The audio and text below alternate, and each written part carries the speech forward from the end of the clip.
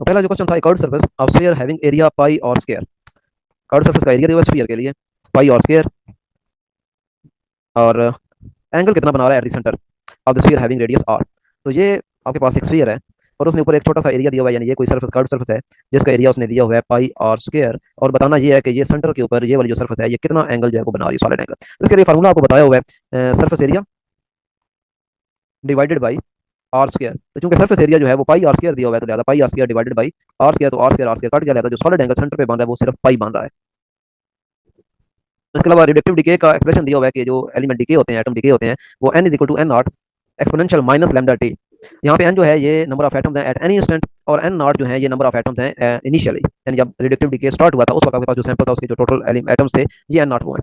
आपसे पूछा गया कि ये जो डायमेंशन है लैम्डा टी की ये क्या है। तो मैंने पहले लेक्चर में ही बताया था कि जो डायमेंशन होती हैं वो साइन हो, यानी कि ट्रिग्नोमेट्रिक फंक्शन हो, लॉगरिथमिक फंक्शन हो या एक्सपोनेंशियल फंक्शन हो, इनकी कोई डायमेंशन नहीं होती। लिहाजा ये जो आपके पास फैक्टर पूरा है एक्सपोनेंशियल माइनस लैम्डा टी, इसकी कोई डायमेंशन नहीं है। तो इसकी डायमेंशन ना होने का मतलब ये है कि फिर ये इसके अंदर जो फैक्टर आ रहा है ना लैम्डा टी, ये भी डायमेंशन लेस है। लैम्डा टी मुकम्मल जो फैक्टर है ये डायमेंशन लेस है, लेकिन यहाँ पे एक बात आपको बताता चलूँ कि ये तो डायमेंशन लेस है,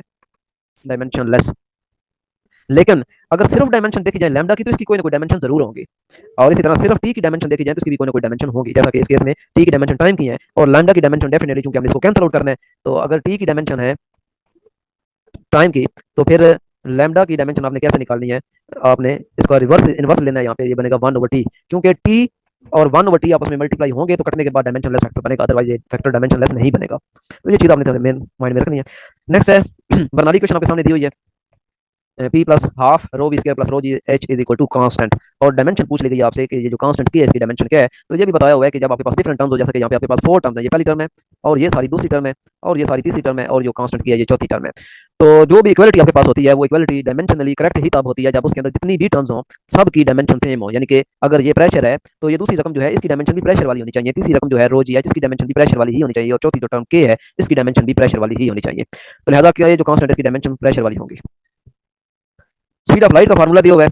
c is equal to 1/√μ0 epsilon naught, ये स्पीड ऑफ लाइट है। अब आपसे ये भी पूछा जा सकता था कि बताएं जी कि ये जो फैक्टर है सारा इसकी डायमेंशन बताएं, यानी वो आपको हो सकता है सी भी ना बताए कि ये सी के इक्वल है, वो सिंपली आपसे कह सकता है कि बताएं 1/μ0 एप्सिलॉन नॉट की डायमेंशन क्या है। तो जिनको पता है कि ये फार्मूला स्पीड ऑफ लाइट का है और स्पीड ऑफ लाइट की डायमेंशन होती है मीटर पर सेकंड, यानी कि लेंथ टाइम इनवर्स, तो वो आसानी से इसका आंसर कर सकते हैं 1/√μ0 एप्सिलॉन नॉट। लेकिन आपसे जो पूछा गया है वो बगैर के रूट के पूछा गया, तो बगैर के रूट का मतलब है कि यहाँ पे फिर सी स्क्वायर लेना आपने, तब ये बगैर के रूट की टर्म बनेगी 1/μ0 एप्सिलॉन नॉट, सॉरी जी। तो सी स्क्वायर यानी वेलोसिटी का स्क्वायर, तो सिंपल वेलोसिटी की डायमेंशन चूंकि होती है लेंथ टाइम इनवर्स, तो जब इसका आप स्क्वायर लेंगे तो ये बन जाएगा लेंथ स्क्वायर टाइम इनवर्स का स्क्वायर, ये बन रही है डायमेंशन। नेक्स्ट पांचवा है, रेडियस में स्फीयर के रेडियस में जो अनसर्टेनिटी है वो 2% है। तो हमने सरफेस एरिया, स्फीयर के सरफेस एरिया में अनसर्टेनिटी देखनी है, तो सबसे पहले हमें सरफेस एरिया का फार्मूला पता होना चाहिए। सरफेस एरिया का फार्मूला होता है 4 pi r square for sphere, sphere का सरफेस एरिया का फार्मूला होता है 4 पाई आर स्क्वायर, और चूंकि रेडियस में जो अनसर्टेनिटी है वो 2% है, तो ये भी आपको पता है कि जब पावर फैक्टर आ जाता है तो आपने उसको मल्टीप्लाई कर देना होता है, यानी ये पावर फैक्टर है इसको मल्टीप्लाई कर देना जो अनसर्टेनिटी है, तो अनसर्टेनिटी चूंकि 2 है तो लिहाजा ये 2 2 आर 4, यानी 4% जो है वो सरफेस एरिया के अंदर अनसर्टेनिटी आएगी। इसके बाद नेक्स्ट क्वेश्चन है हाउ मेनी सिग्निफिकेंट डिजिट, तो ये बहुत आसान था, ये शुरू वाली जो जीरो होती है ये हमने काउंट नहीं करनी होती, दरमियान वाली जीरो जो है वो काउंट करनी होती है, तो लिहाजा ये 5 सिग्निफिकेंट फिगर बनते हैं। कौन सी स्टेटमेंट करेक्ट है,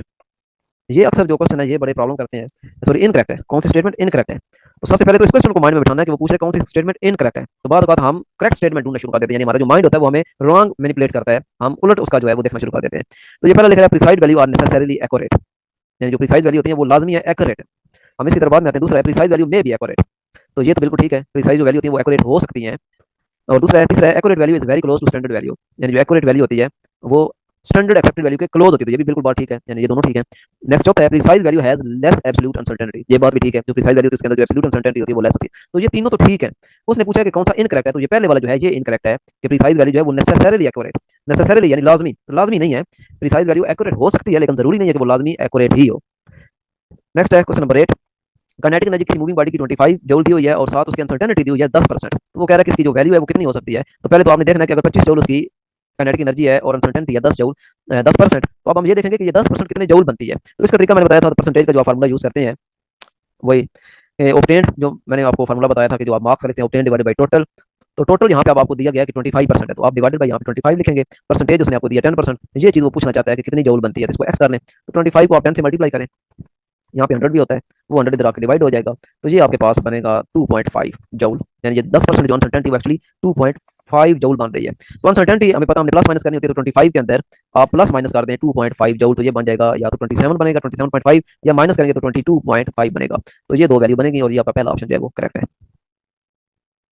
नाइन्थ है, which of the following error is caused by poor calibration, तो ये सिस्टमैटिक एरर होता है जो poor calibration of the instrument होता है।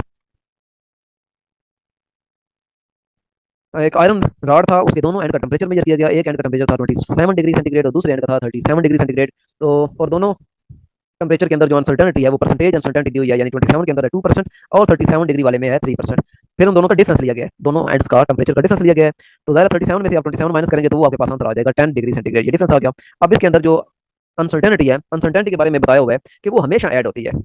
अनसर्टेनिटी हमेशा ऐड होती है, चाहे आप प्लस करें, चाहे आप माइनस करें, चाहे आप डिवीजन करें, चाहे आप मल्टीप्लिकेशन करें, अनसर्टेनिटी हमेशा ऐड होती है। हाँ, फर्क इतना है कि प्लस और माइनस के केस में एब्सोल्यूट अनसर्टेनिटी ऐड होती है, लेकिन जब मल्टीप्लिकेशन या डिवीजन की बात होती है तो वहाँ पे फ्रैक्शनल या परसेंटेज अनसर्टेनिटी ऐड होती है। तो लेकिन दोनों अनसर्टेनिटी को आपस में ऐड कर दे तो ये बनेगी 5%, यानी 10 डिग्री सेंटीग्रेड प्लस माइनस 5%। ये इसके बाद आपने क्या करना होता है, आपने ये सबमिट का ऑप्शन प्रेस करना होता है, तो आपका जो रिजल्ट है वो सबमिट हो जाता है, इसका प्रिंट भी ले सकते हैं, यानी ये अगर मैं सबमिट पे क्लिक करता हूँ तो सबमिट हो गया। अब यहाँ पे आप देख सकते हैं व्यू का ऑप्शन आ रहा है, व्यू रिजल्ट, यानी अगर आप चेक करना चाहते हैं कि मेरे कौन से ऑप्शन जो है वो करेक्ट है, कौन से इनकरेक्ट है, तो आप व्यू रिजल्ट पे करेंगे तो आपको अपना रिजल्ट जो है वो शो हो जाएगा।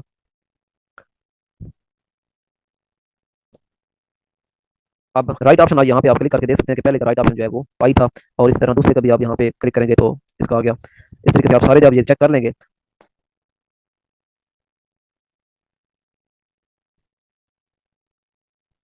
ये वाला जो है ये रॉन्ग था,